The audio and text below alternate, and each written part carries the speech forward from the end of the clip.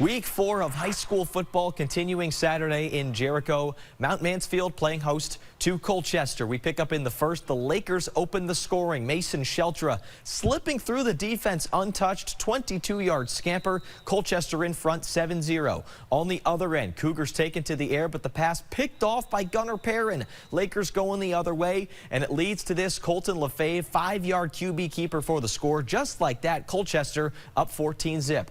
MMU, though, finding the end zone in the second. James Kaforia McGee throws it up. Jack Lorenzini bringing it down. 27-yard TD hookup gets the Cougs on the board, but the Lakers too tough. Brody Coppins, this is what's called yards after contact. Muscles in the 8-yard touchdown. Colchester wins it 55-20 as they improve to 2-2, while MMU falls to 1-3. D2, D3 showdown in Poultney as the Blue Devils hosted Milton. Both teams looking for their first win. Early second quarter, no score, but Blue Devils on the doorstep.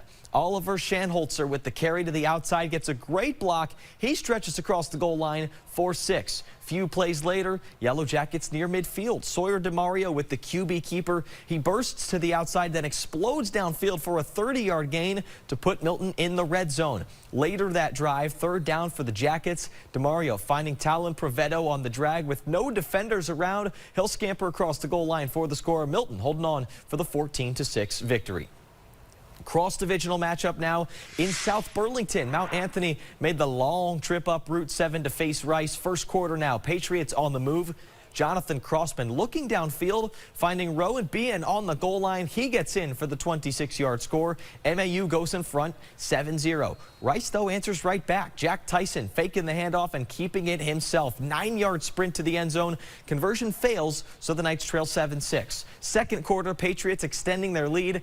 Asa Reese shifting around until he finds an opening. 6-yard touchdown. Mount Anthony in front 14-6. Less than a minute to play in the half. Crossman in trouble. Scrambles to his left, puts up a heave to the end zone. And look at Timothy Crawford Jr.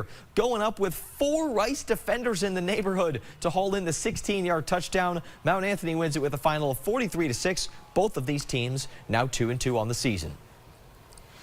To St. Petersfield and Rutland now. D2 Spalding taking on D3 Mill River. Minutemen down in the first, but in the red zone. Misdirection play for Brandon Terrio as he plunges through the O-line, trucks a defender, and somersaults in for the score. We're tied at 7. Same score second quarter, third down. Vincent Cavalieri connecting with Jack Bolger on the slant. He will burst into the end zone. Mill River up a score at the break. The Tide with the ball to start the second. Jackson Griffin with the counter, breaking a tackle at the line of scrimmage near midfield.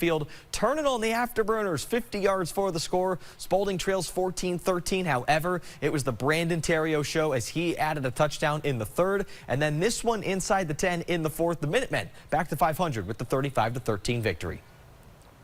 2 more high school games to round out the week. Mount Abe Virgins defending home turf against Windsor to move to 4-0 on the season. And Linden with the gritty 7-0 win over the Seawolves. They are also 4-0 on the season.